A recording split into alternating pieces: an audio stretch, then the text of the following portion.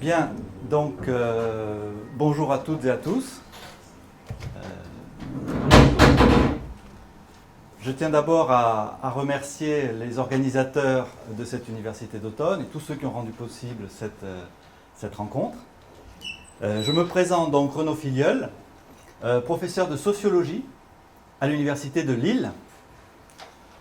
J'ai réussi à me faufiler dans l'université grâce à la sociologie, mais en réalité, je fais de l'économie. J'ai fait un double cursus et je fais de l'économie depuis pas mal d'années. Et ça fait plusieurs années que je me consacre intégralement à l'école autrichienne d'économie. Donc, le titre de la conférence, l'école autrichienne, plus actuelle que jamais.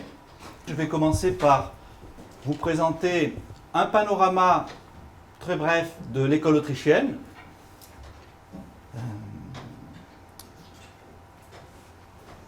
En commençant par les 8 traités, oui, il y en a 8, qui me paraissent les plus fondamentaux et les plus importants de l'école autrichienne, et je vais vous présenter rapidement leur contenu. À tout seigneur, tout honneur, il en a déjà été question hier, de façon assez détaillée.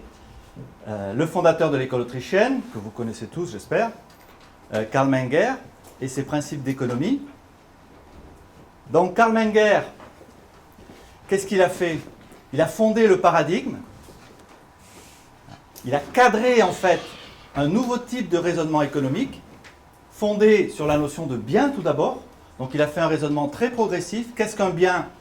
Il a commencé par les biens non économiques, c'est une notion qui a été remise en cause d'ailleurs par la suite. Puis les biens économiques, puis la valeur des biens, valeur subjective, une théorie de la valeur subjective, puis l'échange, puis le prix, puis d'autres considérations. Mais c'est lui qui a posé les principaux piliers de l'école autrichienne d'économie. Deuxième grand traité et deuxième grand auteur, Bemba-Werk, Capital et intérêt. Donc là, le titre du traité est explicite. Il s'agit d'offrir une théorie du capital qui avait déjà été esquissée par Menger, mais qui a été considérablement développée et enrichie par Bemba-Werk, et également une théorie de l'intérêt, alors qu'il a posé un certain nombre de problèmes et de difficultés, puisque dans son traité, Bemba-Werk développe au moins 2, et à mon avis même 3 théories différentes de l'intérêt. Et par la suite, les successeurs ont repris telle ou telle tradition, ont enrichi telle ou telle tradition, ce qui fait qu'aujourd'hui encore, la théorie de l'intérêt est à coup sûr la plus controversée au sein de l'école autrichienne. Il y en a 5, 6, 7, 8 différentes. On peut peut-être les regrouper certaines par famille, mais on a une floraison de théories de l'intérêt.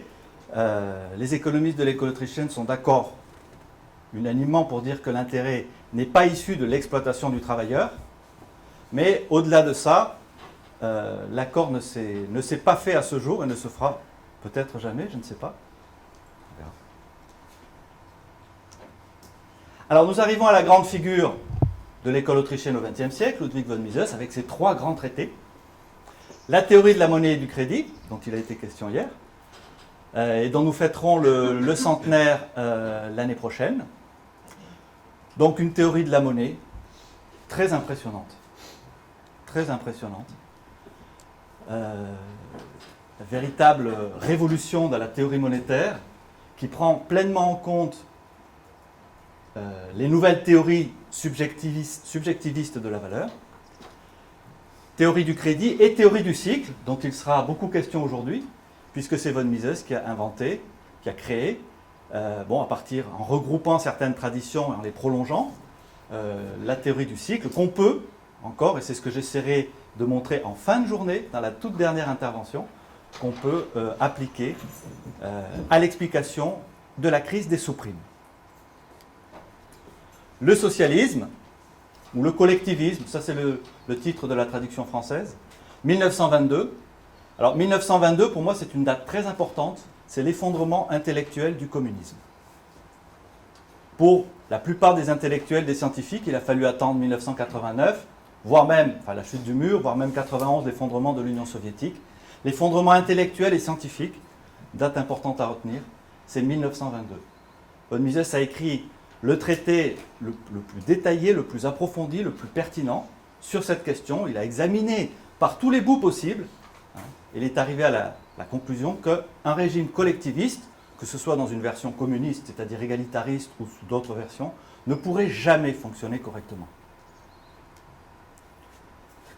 Et puis son traité de synthèse en 1949, l'action humaine, donc on peut dire que c'est le traité de référence de l'école autrichienne. C'est un traité qui est difficile, mais qui mérite infiniment d'être lu et d'être étudié.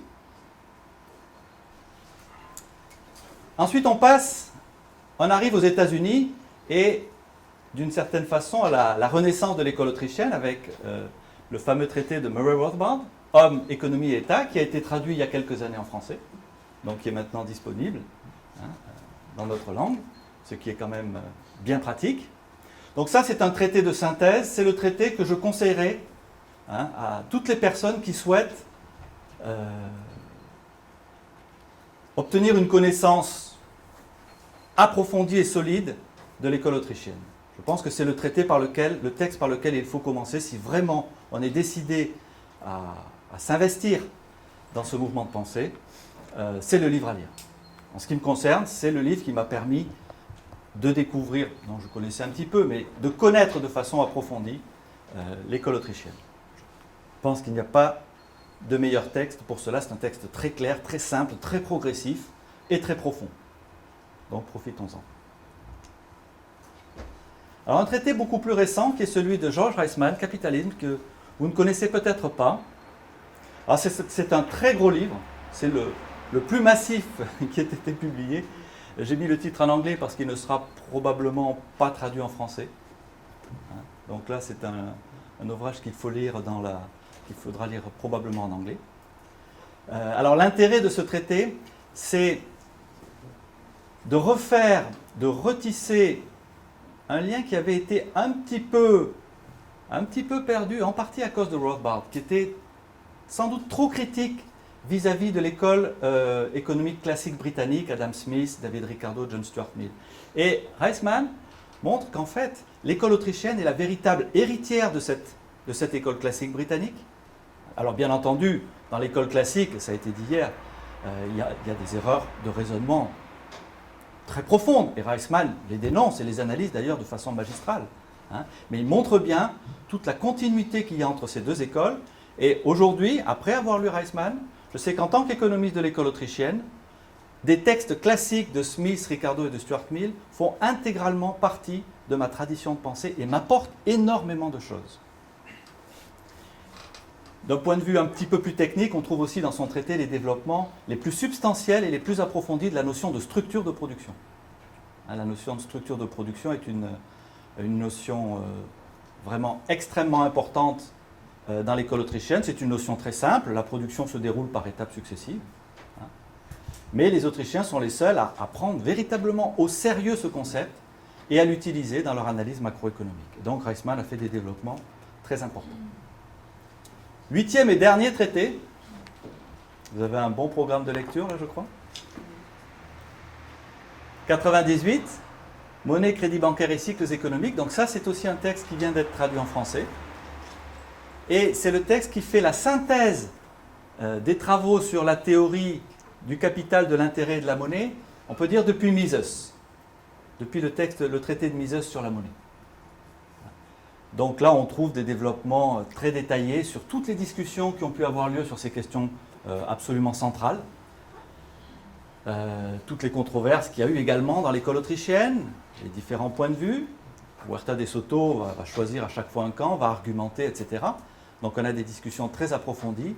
Et également une comparaison extrêmement intéressante et détaillée avec le paradigme keynésien et le paradigme monétariste, pour montrer la spécificité de l'école autrichienne par rapport à ces deux grands courants dominants qui ont été le keynésianisme, surtout dans les années 50, 60 et 70, et le monétarisme qui a pris le relais en fait depuis les années 70, pour montrer que l'école autrichienne se différencie très profondément de ces deux écoles de pensée de référence. Donc on a de longs développements là-dessus. Alors il y a un nom que je n'ai pas cité, c'est celui de Hayek. Donc effectivement, comme ça a été dit hier également par Guido Hülsmann, Hayek n'a pas écrit de traités d'économie, il a écrit des traités de philosophie politique. Néanmoins, il a publié un certain nombre de textes essentiels, discutés tout de même, et je conseillerais particulièrement Individualisme et ordre économique, qui a été traduit il y a quelques années également en français, dans lequel vous trouvez des textes extrêmement importants et intéressants de la tradition autrichienne. Il est également extrêmement important,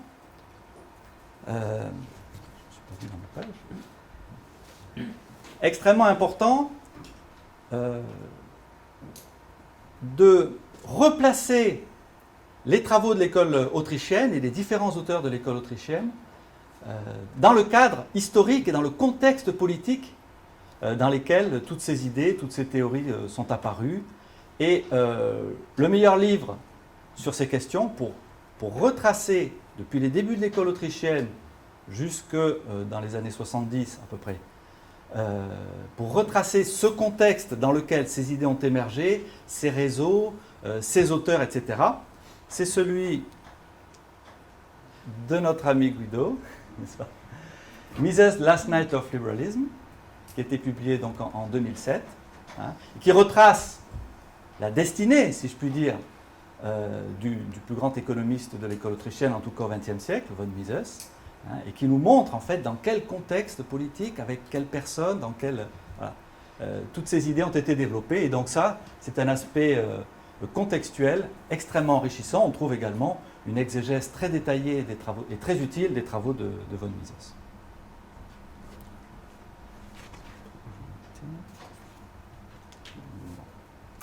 Alors je passe maintenant à la deuxième partie de mon propos, l'école autrichienne plus actuelle que jamais. Quelques phénomènes majeurs de l'époque actuelle, et je vais essayer de montrer, peut-être pas le temps de tout passer en revue, mais peu importe, qu'en effet, l'école autrichienne est aujourd'hui absolument indispensable pour comprendre ces phénomènes. Sans l'école autrichienne, on est dans le noir. Et c'est pas un hasard si face à la crise actuelle, la plupart des économistes standards sont complètement déconcertés. Donc là, ils essaient de reprendre un petit peu leurs esprits, mais c'est pas facile pour eux. Ils ont quand même la gueule de bois. Ils n'ont pas compris du tout ce qui se passait. Alors, ces phénomènes. Donc, bien sûr, on a la crise économique et financière qui est issue de l'éclatement de la bulle immobilière. Donc, ceci... il en sera largement question aujourd'hui et demain. On a la question de l'endettement public, avec en particulier la crise actuelle de la zone euro, puisque cette crise, c'est réellement aussi une crise de l'endettement. D'où vient cet endettement et quelles sont ses conséquences? Et nous sommes dans le cadre également d'une économie d'une situation dans laquelle on a un phénomène majeur qui est l'essor de la Chine, probablement aussi d'autres pays qui vont se développer rapidement, mais principalement de la Chine.